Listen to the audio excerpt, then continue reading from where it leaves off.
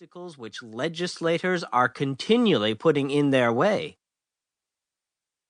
And if one were to judge these men wholly by the effects of their actions and not partly by their intentions, they would deserve to be classed and punished with those mischievous persons who put obstructions on the railroads.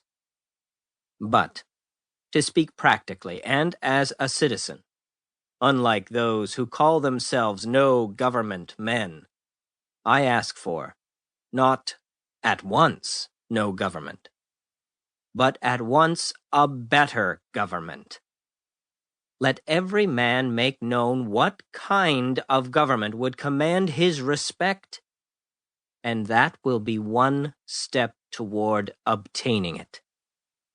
After all, the practical reason why, when the power is once in the hands of the people, a majority are permitted and for a long period continue to rule is not because they are most likely to be in the right, nor because this seems fairest to the minority, but because they are physically the strongest.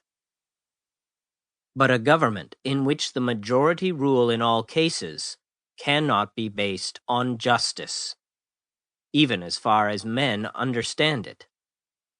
Can there not be a government in which the majorities do not virtually decide right and wrong, but conscience? In which majorities decide only those questions to which the rule of expediency is applicable? Must the citizen ever for a moment or in the least degree resign his conscience to the legislator? Why has every man a conscience then? I think we should be men first and subjects afterward. It is not desirable to cultivate a respect for the law so much as for the right. The only obligation which I have a right to assume is to do at any time what I think right. It is truly enough said that a corporation has no conscience. But a corporation of conscientious men is a corporation with a conscience. Law never made men a whit more just, and by means of their respect for it, even the well-disposed are daily made the agents of injustice.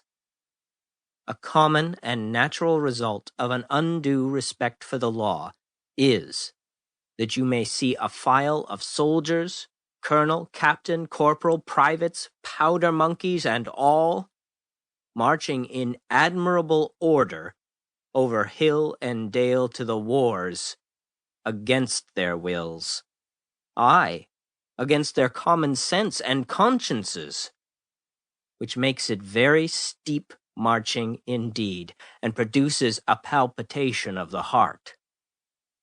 They have no doubt that it is a damnable business in which they are concerned.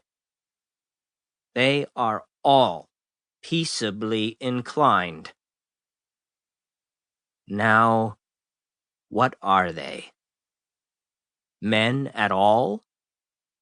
Or small movable forts and magazines at the service of some unscrupulous man in power? Visit the Navy Yard and behold a Marine. Such a man as an American government can make, or such as it can make a man with its black arts, a mere shadow and reminiscence of humanity. A man laid out alive and standing and already, as one may say, buried, under arms, with funeral accompaniment. Though it may be, not a drum was heard, not a funeral note, as his course to the rampart we hurried, not a soldier discharged his farewell shot o'er the grave where our hero was buried. The mass of men serve the state thus, not as men, mainly, but as machines, with their bodies.